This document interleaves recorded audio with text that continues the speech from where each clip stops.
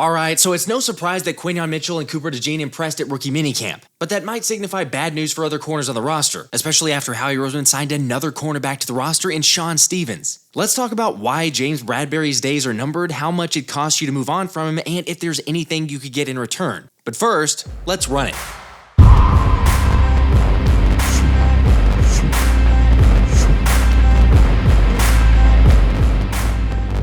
What's up, guys? I hope y'all had a great weekend, or at least a better one than Tom Brady, who was put through the ultimate roast on Netflix, and all I gotta say is it's worth watching if you haven't seen it. Fair warning, the language is not really great at all. Of course, the GOAT did try to fire one back at the Eagles once he got the mic. It's funny that he still can't get over the loss to the Birds, or the fact that one guy proved to be the bigger man that day in big Nick Foles. But anyway, 7-3 in the Super Bowl is still really good. Except who knows how many of those are tarnished now after Brady essentially admitted to deflategate, saying if the NFL had paid him the $20 million instead of the investigative firm, he would have admitted to doing it. I knew it.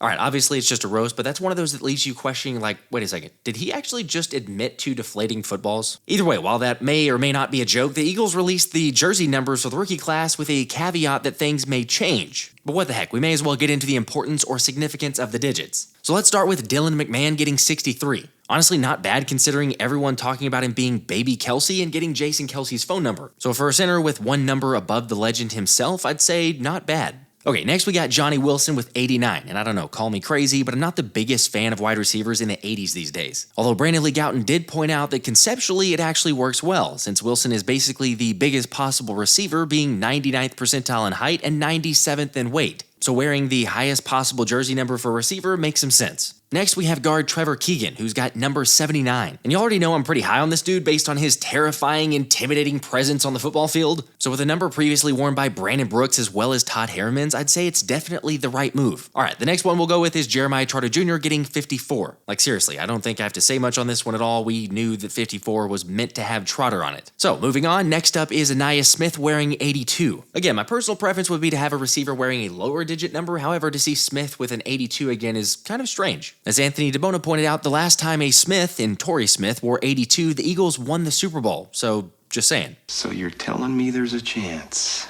I will say that it would have been cool to have Smith wear 0 because back in college his nickname was Sub-Zero. Granted, I'm still a huge fan of Bryce Huff getting the Agent Zero title, but judging by Sirianni's comments, it wouldn't surprise me at all if we saw Smith eventually win the wide receiver 3 job. When you kind of watch a guy for, obviously when I'm starting to watch a guy, Howie's watched him probably 3 or 4 times by the time I get to watch him one time, but it's always fun to go into his office, be like, hey, I love this guy. And I think that was definitely a guy that we did that with.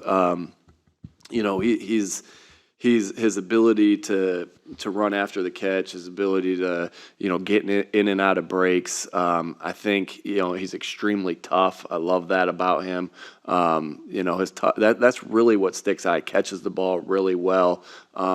And so those are the things that, that really stick out. And it's going to be fun to see how we can get him the football and different ways that he can contribute, both on special teams and on offense. Okay, that's great. Obviously, though, he's a rookie, and it's going to take a little bit to get his feet under him. Plus, he suffered a hairline fracture in his shin right before the draft, so, he didn't actually participate in the rookie minicamp, but he'll be fine. But out of curiosity, if you had to predict the Eagles' next wide receiver 3, who would it be? All right, the next player on our list is running back Will Shipley getting 39. I'm going to go ahead and just say that pretty much everyone would probably be in favor of a jersey change there. However, like Bleeding Green Nation pointed out, 39 did work for Danny Woodhead serving as a do-it-all back, so maybe there's something there. And then how about Mr. Crazy Potential Jalix Hunt getting 58? It's not awful, especially when you think about Trent Cole wore 58 and was nicknamed the Hunter. With that being said, personally, I'd still probably like to see something in the lower digits, but I don't hate it. Of course, all this jersey talk has me think we should give one away, so how about it? Just do me a favor. Make sure and hit that like button, and then once you've hit the like button, scroll down to the comments section and enter Fly Eagles Fly,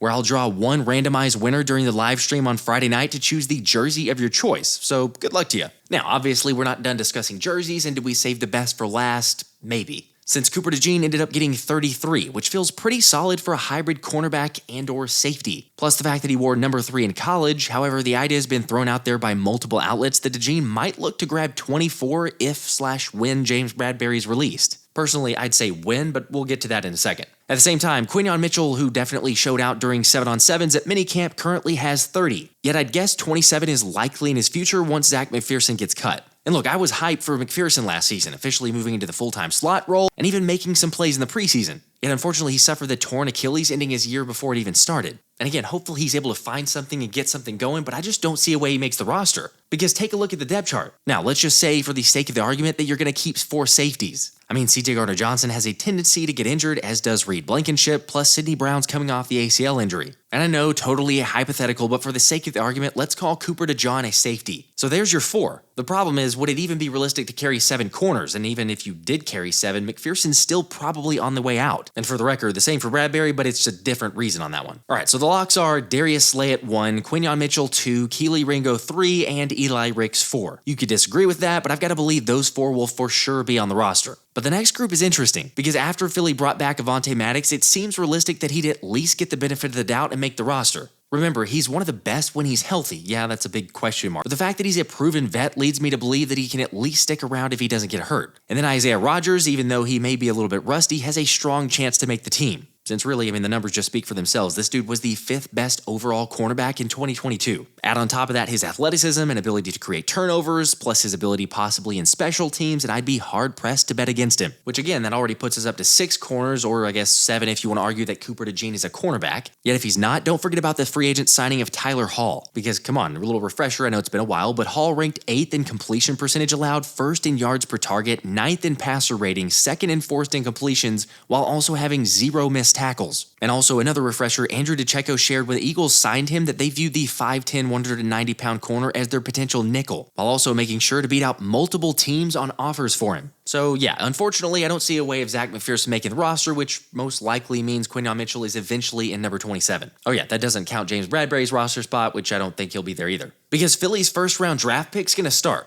I mean, heck, since 2015, 37 cornerbacks have been selected in the first round, and 29 of them were installed immediately as starters during their rookie season. And if we're listening to Howie Roseman's comments, it doesn't sound like that he has a lot of trust in JB. I think it was unusual to not have action in that room. I mean, we contemplated. There were some really good players still left. We contemplated going up, but we kept going back to the fact that we felt like we had a really good chance to get a first-round player at a position of need where we were picking. Now, obviously, the Eagles just got a steal at that point during the interview, but it's not like Howie had to word it as a position of need. Sure, he said before that we expect Bradberry to be better, but he's also didn't give him a ring endorsement from way back at the Combine. And he remains part of your plans? Yeah, he's under contract, part of our plans.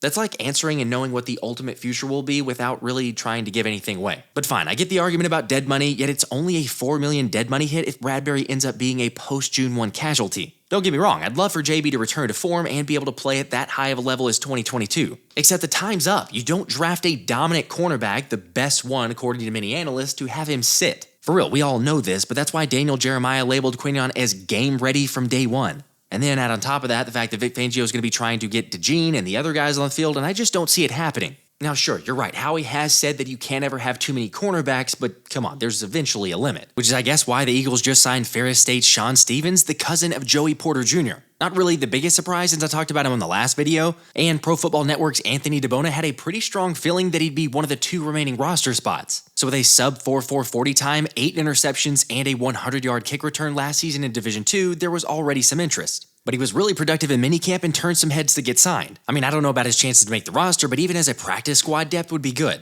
Of course, Bradberry's a different story. I mean, it's just sad, but JB's never looked the same since the Super Bowl. Obviously, there's tons of factors to that, and maybe a change of scenery helps him. But at this point, I think your best case scenario is trying to find if a team maybe offers a 6th round or 7th round pick for JB and see if you can get that for him. And if not, then really you just got to cut him. Anyway, let me know what you guys think about this decision coming up for the Eagles. Seriously, let me know in the comments how many corners you think they keep and which ones that end up being. Again, reminder, I'll be live streaming on Friday, May 10th, depending on whenever you're watching this, so make sure to get in on that giveaway and I'll catch you then. This has been the Philly Special.